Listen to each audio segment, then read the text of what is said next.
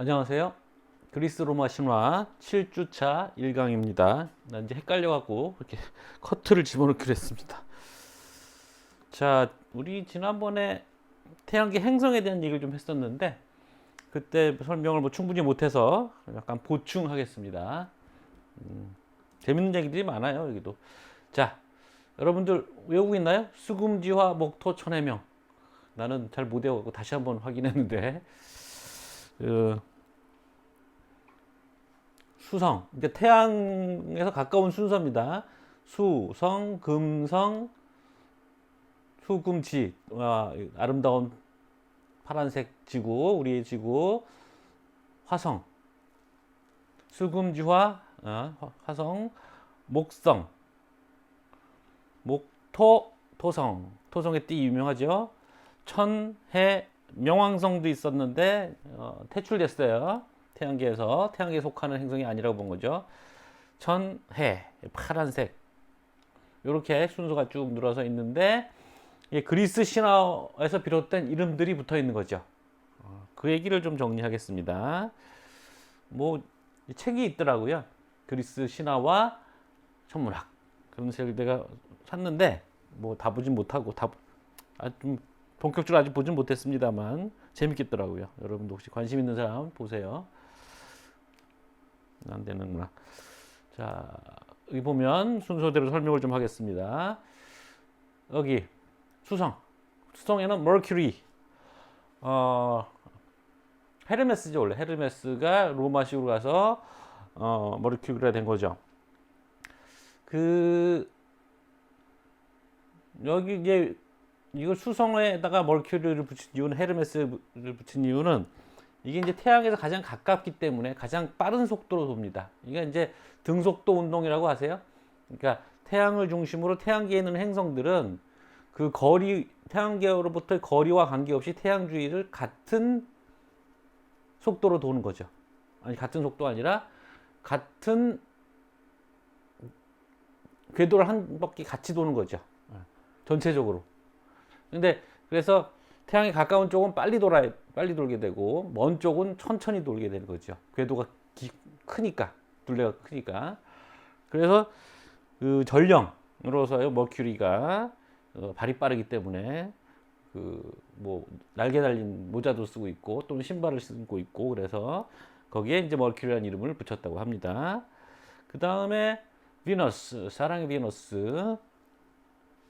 이거는 꼭 아름다워서 붙인 건 아니고, 오늘 우리 대면 강의하면서 얘기했습니다만, 아시아 쪽에, 근동 쪽에서 이 샛별을 붙이는 이름이었기 때문에 아프로디테의 출발점이 근동 신화에서 출발했는데, 그때 근동 신화에서 이 베너스, 샛별 금성을 이스타르라고 불렀죠. 그러니까 아프로디테의 근동 버전, 그 영향을 아프로디테가 받았기 때문에 그 이름을 계속 따온 겁니다. 베너스. 그 다음에 지구는 따로 이름이 없죠. 신화에서 비롯된 이름이 없고, 화성 척 봐도 이게 붉은색, 저번에도 얘기했죠. 붉은색을 띠고 있어서 피를 상징한다고 생각해서 전쟁의 신, 그러니까 아레스가 로마에 가서 마르스가 됐죠. 마르스가 된 겁니다. 그래서 그 다음에 목성은 이제 태양계에서 가장 크다고 그래요. 크기가. 그래서 주신 주피터, 그러니까 제우스가 로마로 가서 주피터가 됐잖아요. 주피터 이름을 받게 됐고, 그 다음에 사투르노스, 토성인데요. 크로노스가 이제 로마식 이름으로 사투르노스, 세이턴 영어로는 사투르노스인데, 여러 가지 설이 있던데, 무엇보다도 이제 제우스에 의해서 쫓겨난 신들이 여기, 제우스에서 쫓겨난 신이 이제 사투르노스, 크로노스잖아요. 그래서 이 띠가 무슨 낫을 가리킨다는 표현도 있지만, 내가 본 책에서는 이 움직임이 느리답니다. 저 바깥쪽에 있으니까. 그래서 크로노스가 한때는 젊은 신이었으나 주피터에게 밀려나서 늙은 신이 된 거죠. 그래서 고전기 그리스에서는 이 크로노스를 늙은 신이라고 이제 보통 생각하거든요. 그래서 그 토성의 이미지가 그렇게 붙었다고 하고요. 그 다음에 이제 이 토성에 의해서, 그러니까 크로노스에서 쫓겨난 또 신이 우라노스잖아요. 하늘이란 뜻이지만 비록 그래서 더 멀리, 크로노스보다 더 멀리 있는 겁니다. 우라노스가. 그래서 천왕성, 천왕이죠. 우라노스니까 천, 하늘 천자, 천왕성이 된 거고 그거 번역한다라고. 그러니까 이게 네, 알겠습니다. 그렇습니다. 하여튼 그 다음에 이게 이제 넵튠, 바다의 신 넵투누스인데, 이게 이제 그 뭐죠, 포세이돈이 로마식 이름을 얻은 게 넵투누스잖아요. 이게 이제 망원경으로는 파란색이기 때문에 그 바다 색깔이라고 해서 이렇게 붙었다고 합니다. 그 다음에 이제 지금 예전에는 그 속했었지만 지금은 퇴출돼 버린 명왕성. 명왕성은 태양계 가장 바깥에 있어서 잘 보이지도 않다고 해요. 그러니까 그 아무개 지하 세계를 떠올려서 명황이라는 게 저승 지하 세계를 얘기하는 거잖아요. 그래서 그걸 번역을 우리말로는 이제 명황이라고 한 거예요. 명황성. 그래서 이 이름이 뭐죠? 하데스라는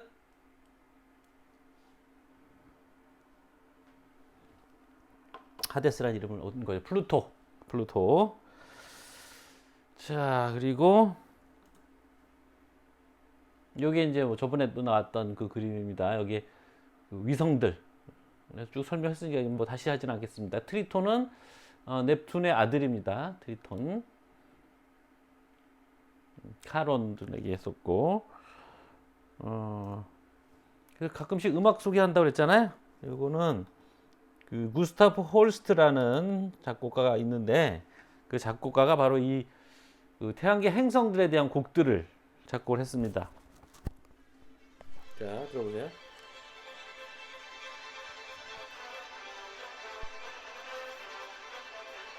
오늘 많이 듣던 곡이죠? 영화 같은 데는 다들 삽입되는.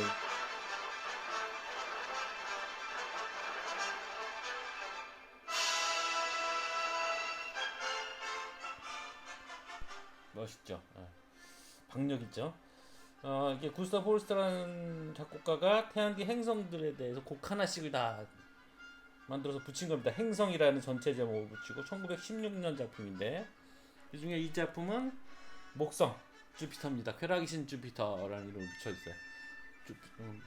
제우스가 바람 피고 다니니까 쾌락의 신이라고 이제 우제를 붙였겠죠. 근데 이제 재밌는 거는 이게 1916년 작품이잖아요. 근데 1930년에 명왕성을 태양계에 편입시켰다고 합니다. 그러니까 그때 발견된 거죠. 그래서 여러 가지 논란 끝에 태양계 행성이라고 봤던 건데, 홀스트는 이 명왕성에 대한 곡을 추가 작곡하기를 거부했다고 해요. 그러고 나선 사망했는데, 영국에 하나가 빠지기가 아쉬우니까 사람들. 그래서 영국 작곡가 콜린 매튜스가 2000년에 명왕성 작곡을 했는데 2006년에 명왕성이 퇴출돼 버린 거죠. 뻘쭘해졌어요. 2000년 작곡자면 아직 살아있을 것 같은데, 그죠?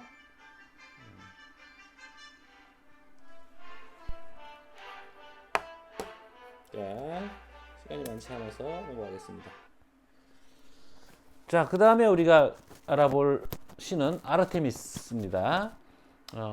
로마로 가면 디아나가 되죠. 아폴론의 출산을 도운 누나라는 얘기를 했습니다. 아까 앞에서 이제 아폴론을 우리가 다뤘던 거고, 그 어린 짐승을 돌보는 여신이라는 이미지가 있는 거죠. 그래서 짐승들의 여주인이라는 개념이, 그 헤라 여신 얘기할 때도 그 얘기가 나왔습니다. 이거 이제 그리스어로 포트니아 테론이라고 합니다. 짐승들이란, 테론이 짐승들의거든요. 그래서 포트니아가 이제 여주인이라는 뜻이라서 짐승들의 여주인이라는 어떤 신화적 용어들이 있어요. 그러니까 이런 역할을 하고 있는 여신이 여러 신화 문화권에 다 등장하고 있는 거죠. 그래서 여기도 나오듯이 지중해와 고대 근동 지역에서 발견되는 모티브인데, 사실은 이게 이제 그 신화가 성립되던 시기인 그 수렵 시대에 형성된 개념이라고도 합니다. 그 터키 쪽에서 발견된 그 고분이라고 해야 되나?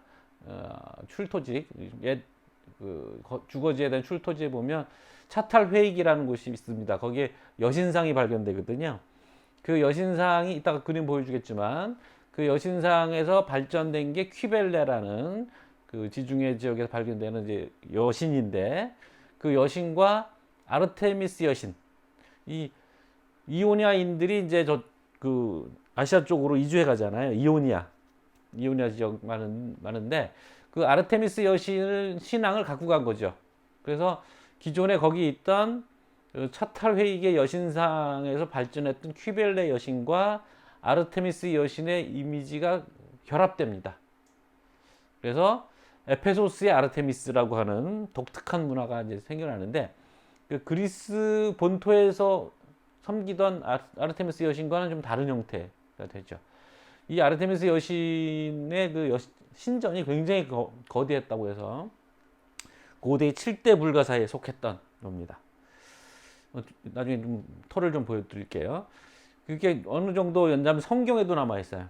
사도행전 19장 21절에 보면 바울 아시겠죠? 성경 그 예수의 제자가 돼서 예수가 죽은 이후에 제자가 된 거죠. 그래서 말하자면 기독교를 유대교의 어떤 후신에서 보편적인 세계 종교로 만든 어떤 사상적 기반을 다진 중요한 인물이 바울입니다.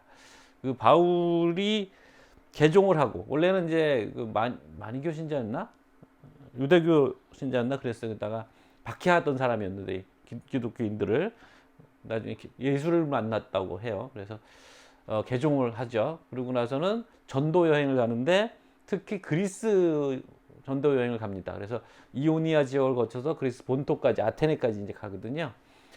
그래서 그 와중에 어딜 가냐면 에페소스를 갑니다. 여기 에페소스 고대에 굉장히 큰 도시였거든요. 거기 성경에 보면 옛날 성경 번역으로 하면 에베소라고 나옵니다. 에베소에 거기 교회가 있어서 그 사람들을 이제 뭐 이렇게 위무하고 그리스로 전도 여행을 가는 길에 갔었는데 거기서 이제 그 아르테미스를 섬기는 걸 보고 바울이 비판을 합니다. 아르테미스 신상을 비판을 해요. 그 신전에서 매춘도 하고 그랬어요. 원래 여신들의 신전의 여사제들은 매춘부이기도 했거든요. 그래서 아르테미스 신상 모형 장사가 있어요. 그러니까 어디 가나 기념품 파는 데가 있으니까 그 장사하던 데메드리오라는 사람이 저 바울이라는 놈이 와갖고 우리 장사 망치고 있다. 뭐 그러면서 우리 여신을 모독한다. 막 이렇게 이제 하니까 그래서 이 사람이 선동을 해서 기독교 신앙 반대 집회가 열렸고 그 지도자가 이제 그 반대 집회에 가서 이런 식으로 하면 로마 그 당시 이제 로마가 다 지배하고 있던 시절이니까 로마 본토에서 우리를 좋지 않게 볼 것이다. 진정해라. 뭐 그래서 결국 진압이 됐다. 뭐 이런 일화가 사도행전 19장 21절에 나옵니다. 또 이게 에페소스라는 곳은 마리아 예수의 어머니 마리아가 예수가 죽은 이후 몸을 기탁한 곳이기도 해서 여기 마리아의 집이 있었다고 하고요. 그 마리아 집과 관련돼서 성요한 교회가 나중에 지어졌어요. 기독교가 이제 세상을 잡으면서 그래서 여기 요한 그 예수의 사도잖아요. 요한이 성모를 지키면서 여생을 보낸 곳이 에페소스입니다. 그래서 거기 기독교 유적들도 있어서 터키에 가는 성지 순례단들이 있어요. 우리나라 기독교 신자들 에페소스에 굉장히 많이 옵니다. 이런 고대 유적이 아니라 마리아의 집과 성요한 교회를 보기 위해서. 그 다음에 이제 사냥의 여신,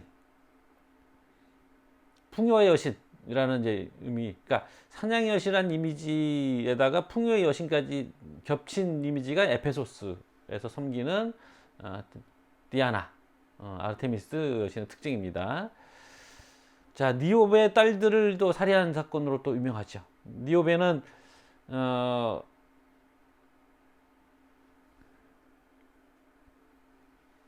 자식을 14을 낳았다는 거예요. 그래서 아들 7, 딸 7. 그래서 니오베가 자기 자식들이 너무 잘생기고 아름답고 그러니까 자랑스러운 나머지 레토보다 내가 대단하다 이렇게 생각한 거죠. 레토는 아들, 딸 하나밖에 없는데 나는 7씩이다.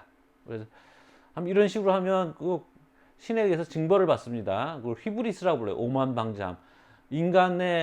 인간으로서 신을 넘보고 신을 능멸하는 행위. 그걸 휘브리스라고 보통 그 그리스 신화에서 부르는데, 이 휘브리스가 또 이제 비극의 모티브가 되기도 하죠. 또 이야기할 기회가 있을 거예요. 그래서 레토가 자기 딸 아들을 불러놓고 저들을 징치하라 그런 거죠. 그러니까 아폴로는 아들들을, 딸은 아르테미스가 활로 쏘아 죽입니다. 그래서 유명한 사건이에요.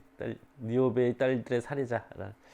그다음에 또 관련된 게, 아르테미스 사실 처녀신이거든요. 그래서 굉장히 냉정하고 뭐 이런 걸로 알려져 있는데, 그래서 뭐 연애 사건이 별로 없어요. 거의 없죠. 근데 이제 남성과 연루된 사건은 있는 거죠. 악타이온이라는 사람이 사냥꾼이었는데 무슨 죄로 목욕 장면을 우연히 사냥 가다가 우연히 보게 됩니다. 그래서 그걸 보고 이제 그 아르테미스가 처녀신이니까 자기의 나신을 본 악타이온에게 저주를 한 거죠. 그래서 사슴으로 변해서 자신의 사냥개들에게 물려 죽는 사건이 생기는데, 이게 신화학적으로 보면 미성숙한 자가 성스러운 것을 접촉했을 때 생기는 어떤 사건들인 거예요. 그래서 뭐 세메레라고 되어 있는데, 세멜레, 리을 받침이 빠졌네. 세멜레가 이제 제우스와 사이에서 디오니소스를 낳는데, 그 얘기 나중에 또 하게 되겠죠. 디오니소스 신화할 때. 그 제우스의 본 모습을 보여달라고 하는 바람에 타 죽습니다. 제우스는 섬광의 신이잖아요.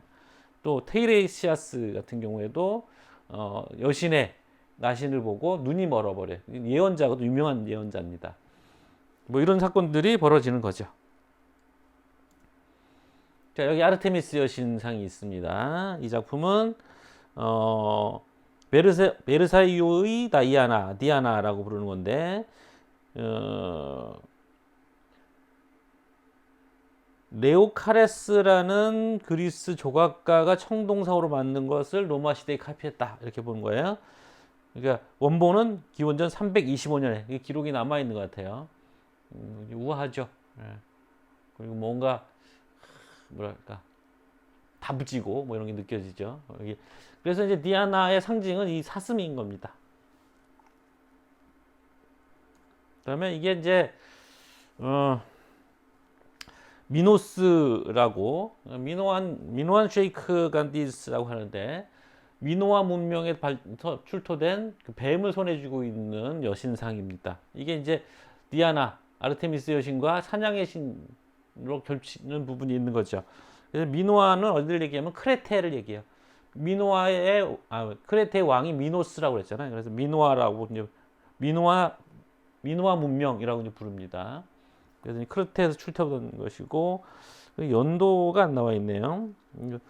크레테는 굉장히 고대 문명이라서 오래된 문명입니다. 요거는 이제 아르테미스 오르티아, 이게 이제 뭐라고 그러나, 오르티아, 새 이름인데 까먹었어요. 나중에 또 나올 겁니다. 여기 이제 양쪽에 새가 있잖아요.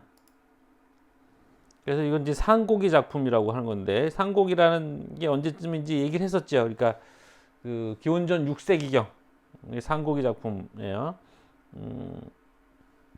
여신이 있는데 양쪽에 뭐라고 하더라? 아이고, 갑자기 요즘 생각이 안 나네. 새들이 있죠. 그래서 짐승들의 여주인을 보여주는 고대 문명을 보여주는 거고요. 이게 그 다음에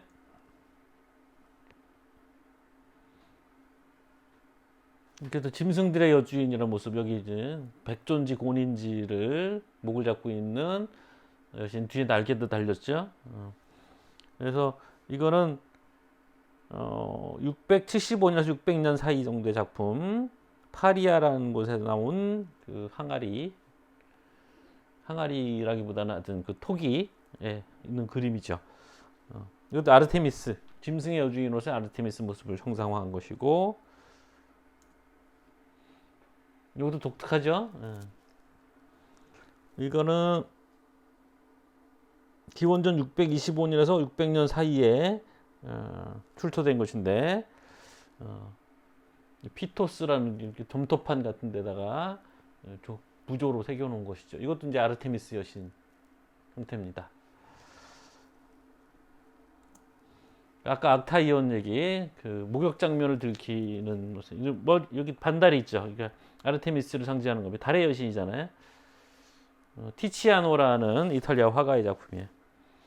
굉장히 싸납게 노려보고 있죠. 그래서 이거는 1556년에서 1569년 사이의 작품이고, 그다음에 이거 바로 이제 저주받고 있는 모습이고, 아르테미스가 이제 뭐 화살로 쏠 것처럼 되어 있으나 자기가 데리고 갔던 자기 사냥개들에게 물려 죽은 겁니다. 사슴으로 변했다고 했는데 여기는 그냥 사람의 형태로 유지를 하고 있어요. 굉장히 끔찍하죠. 이런 사실적인 묘사, 목을 물어뜯잖아요 지금. 그 개들도 형상화된 게 아주 날렵한 개들. 그러니까 그 그리스에는 등산을 가면 안 된답니다. 그리스는 이제 지금도 양을 많이 기르거든요. 그래서 양고기도 잘 많이 먹고 그러는 곳인데, 우리나라 사람들은 등산 잘 가잖아요. 근데 그리스에 등산 갔다가 죽을 수가 있다는 거예요. 양치기 개들이 굉장히 싸놨거든요.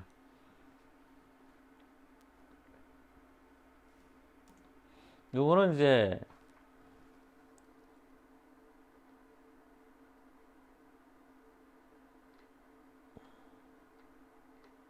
이게 어디 갔지?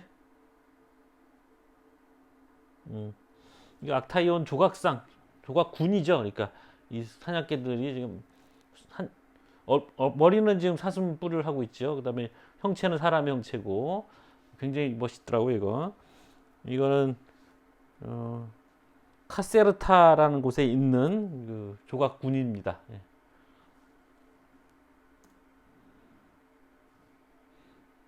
여기 아까 얘기했던 테이라시아스가 눈 멀게 되는, 이게 지금 아테네 여신의 나신을 본 거죠. 투구를 보면 아테네 여신이라는 걸 알 수가 있죠. 그래서 눈이 멀게 됐는데 대신에 예언의 능력을 얻게 됩니다. 뭐 오이디푸스 왕에도 등장하고 하는 유명한 예언가예요. 뭐 남자였다가 여자였다가 남자였다, 뭐 이런 성전환도 겪었다는 얘기도 있고. 이걸 왜 비웠을까요?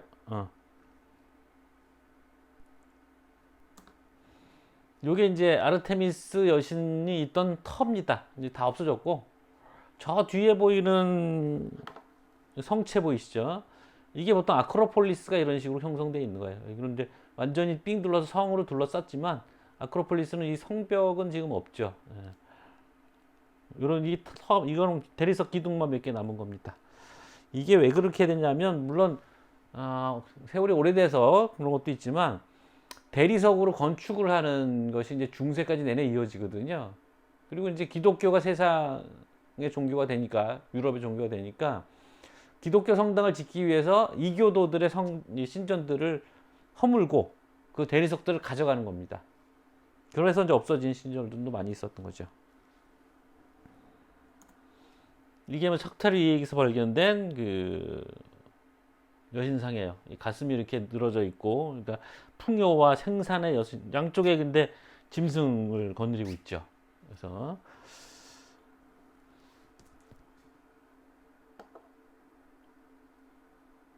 이건 굉장히 오래된 거예요. 기원전 6천년, 60세기, 그렇죠? 60세기. 굉장히 오래된 문명의 흔적입니다. 그리고 이게 이제 발전한 게 퀴벨레 여신상이에요. 약간 좀 무섭게 생겼죠? 짐승 대여주의니까. 퀴벨레와 그 그리스의 아르테미스 여신이 이미지가 결합해서 등장한 게 바로 이 유명한 그 에페소스의 아르테미스 여신입니다. 여기 보시면 짐승들도 있지만, 여기 짐승들 여기도 막 있죠. 이게 이제 가슴이다라는 쪽이 있고, 그 아르테미스 여신의 그 사제들이 거세된 환관들이었다고 해요. 그래서 그들의 고환이다라는 설도 있고 그렇다고 합니다.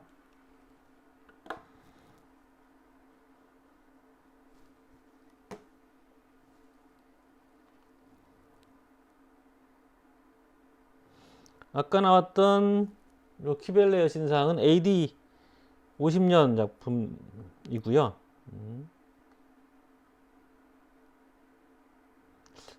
그 다음에 나왔던 아르테미스 여신상, 에페소스의 아르테미스 여신상은 AD 2세기 작품이에요. 그러니까 딱 그 바울이 전도여행 갔을 때쯤 섬겨지던 그 미니어처럼 판매되던 그런 여신상의 모습이라고 봐야겠죠. 그러면서도 굉장히 아름다운, 기괴하면서 아름답다고 할까요? 그런 특징들이 있어요. 왜 괜히 잘 나갔겠어요, 고대에도?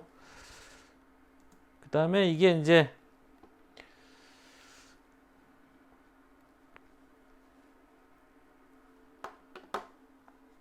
성요한교회. 성요한교회가 무너졌는데 그러니까 기원 후 6세기 유스티아누스 1세가 세웠던 겁니다. 성요한교회를. 근데 이게 이제 건물들의 잔해만 남은 거죠. 굉장히 규모가 크죠. 예. 그다음에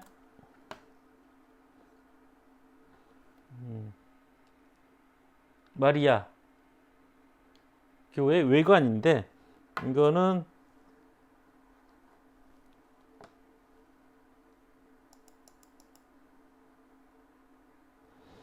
마리아의 집 건물은 아니고 그 옆에 세워졌던 그 성당 채플 그거만 남아 있는 겁니다. 그 마리아 집 자체는 없어졌고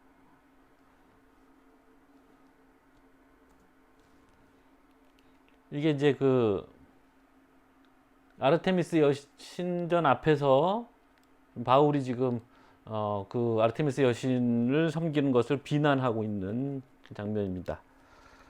이 작품은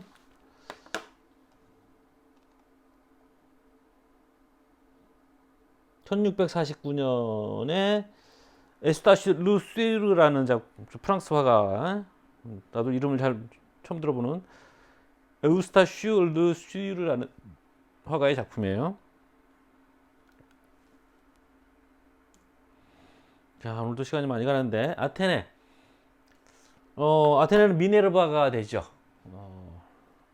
로마에 가면 남성적 특성의 여신입니다. 우리가 전에 얘기했듯이 어머니 없이 제우스의 머리에서 제우스 머리를 쪼개고 나왔어요. 제우스가 그 메티스 여신을 삼켰기 때문에, 지혜의 여신을 삼켰기 때문에. 왜 그랬죠? 거기서 나오는 둘째가 제우스를 축출할 거라는 신탁을 받았기 때문이었어요. 우라노스와 가이아의 신탁이었습니다. 직물자기의 그러니까 남성적인 특성을 갖고 있지만 또 여성이기 때문에, 그래서 직물자기라는 여성적 작업을 관장하기도 하지만 동시에 전쟁의 신입니다. 근데 그 마르스도 전쟁의 신이지 않아요. 굳이 구별하자면 아테네는 방어의 전쟁이고 지키기 위한 전쟁이고, 아레스는 버리는 전쟁, 도발하는 전쟁이다. 뭐 이렇게 구별하기도 합니다. 직물자기에서 좀 발전하면 이게 모든 기술을 통제한다는 개념으로 가기 때문에 헤파이스토스와 더불어서 그리스의 공방들, 그러니까 뭐 물건 만드는 곳에서 숭배되는 신이었다고 합니다. 손재도 좋아서 제갈, 말에게 물리는 제갈이잖아요. 그걸 발명해서 말과 관련된 일화들에 등장합니다. 트로이 목마를 설계했다는 얘기도 있고, 벨레로폰이 이제 페가소스를 얻게 되는 영웅인데, 벨레로폰이 그때 이제 그 페가수스를 잡아주는 역할을 했다. 그러니까 제갈을 보내줬다라는 얘기도 있고 몇 가지 버전이 있는데, 이건 이제 벨레로폰 얘기할 때 다시 얘기를 하게 될 거고, 늘 완전 문장을 하고 다니는 신인 거죠. 그래서 젊은 영웅들을 보호하는 신의 역할도 하고 있습니다. 그래서 그 트로이 전쟁 당시 아킬레우스에게 계속 후원하던 여신이기도 했습니다. 이 아테네 여신의 그 특징 중에 하나가 아이기스라는 것을 갖고 있는 건데, 뭐 방패에 있는 무늬이기도 하고, 무장이 없을 때는 이게 숄 같은 걸 이렇게 둘러쓰는데 그 가운데 이렇게 동그랗게 방패 형태로 되어 있는 문양입니다. 그게 이제 메두사의 머리가 들어가 있는 거죠, 문양으로. 왜 그렇게 되냐면 이게 이제 페르세우스가 메두사의 머리를 자를 때 아테네 여신이 도움을 줬고, 그래서 그것을 아테네 여신에게 줬다. 메두사의 머리를 나중에. 그래서 그거를 자기 방패 장식으로 썼다라고 해서 이제 아이기스가 아테네 여신의 상징입니다. 테두리가 뱀이거나 또는 100개의 매듭으로 되어 있는데, 호메로스의 시에서는 뱀 얘기는 안 나오고 매듭으로 얘기를 합니다. 호메로스는 기괴한 얘기를 좋아하지 않기 때문에. 그래서 이제 아테네 여신이 등장하는 것 중에 하나가 저런 식으로, 이거는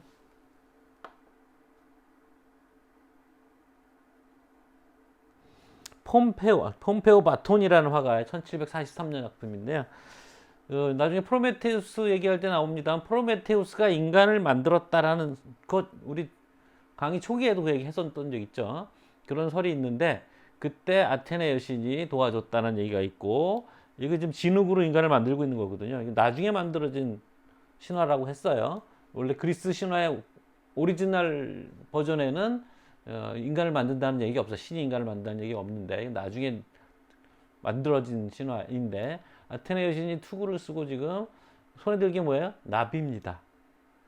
나비라는 게 그리스어로 푸시케인데, 푸시케가 영혼이라는 뜻이거든요, 동시에. 그럴듯하죠. 하늘하늘한 나비와 인간의 어떤 뭐랄까요, 눈에 보이지 않는 영혼.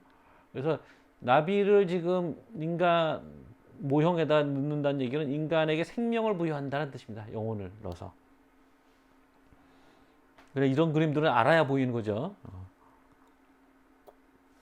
그 다음에 요거는 이제 아테네 에르가네라고 하는데, 에르가네라는 그리스어가 이제 직공, 뭘 만드는 사람, 워커라는 뜻이거든요. 그래서 이게 트로이 목마의 모형을 지금 설계하고 있는 장면이다라는 짐작을 하는 거죠.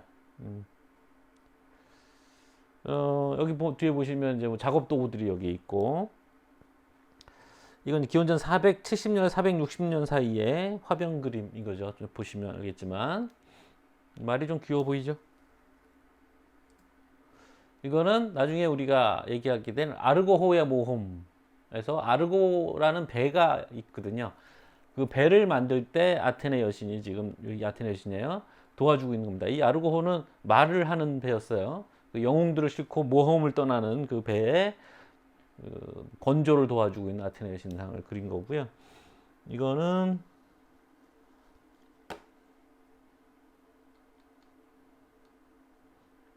AD 1세기 작품입니다. 로마 시대에 만들어진 테라코타, 진흙으로 가서 이렇게 굳혀서 만드는 걸 테라코타라고 하죠. 테라코타 작품이고요. 굉장히 멋있죠. 마테이 아테네라고 부른 겁니다.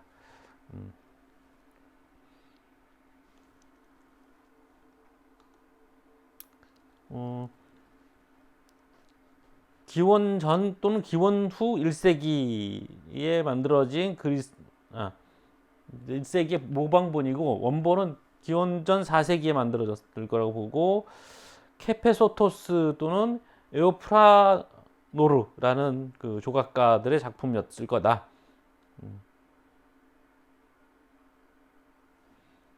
근데 되게 우아하죠.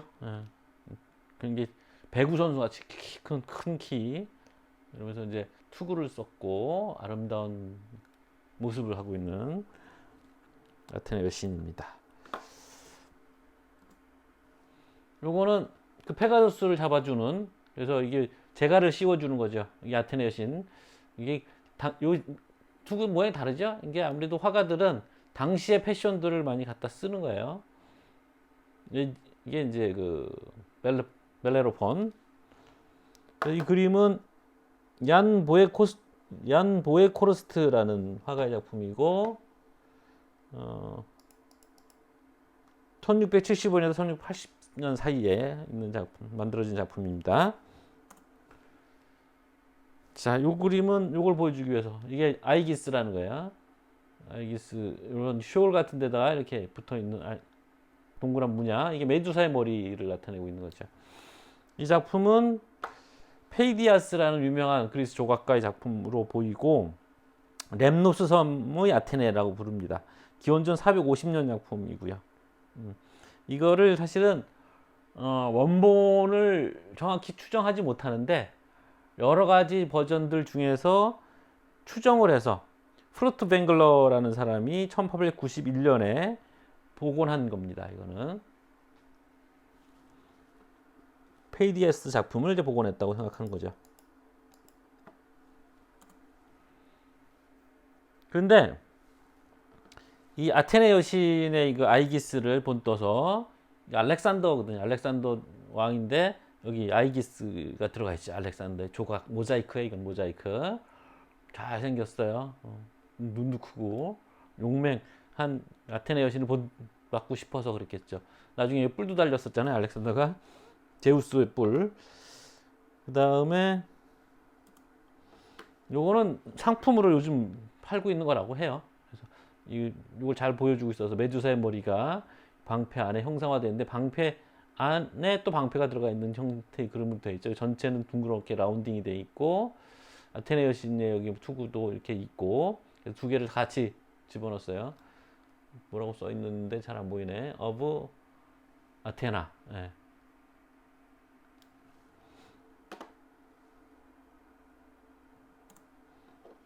여기도 이제 여기 있죠. 메두사. 약간 코믹하게 되어 있는. 나중에 메두사 할 때 또 다시 다른 그림들을 보여드리겠습니다.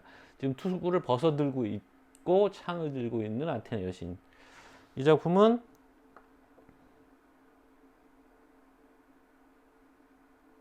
아까 그 알렉산더 왕의 아이기스는 폼페이에 있는 모자이크 작품이고요. 그러니까 폼페이가 기원전 1세기쯤 화산 폭발이 일어나거든요. 그러니까 그때쯤 작품이죠, 다. 폼페이. 나중에 폼페이가 이제 자주 나올 겁니다. 그리고 요 그림은 기원전 490년에 480년. 화가가 다테카라고 보는 거예요. 아니다, 다테카가 아니고 이거는 브리고스라는 화가로 추정을 하고 있는 거고요. 근데 이제 재밌는 건 이지스죠. 이지스함이라고 아시죠? 근데 정확히는 이지스는 함정을 얘기하는 게 아니라 그 여러 가지 그 레이더와 미사일 방어 체계 전체를 가리키는 이름입니다. 그 이름을 아이기스에서 따온 거죠. 그래서 아이기스 영어식 발음 이지스라고 된 거죠. 그래서 50분이 넘었네요. 이번 1강은 여기까지 하겠습니다. 수고했습니다.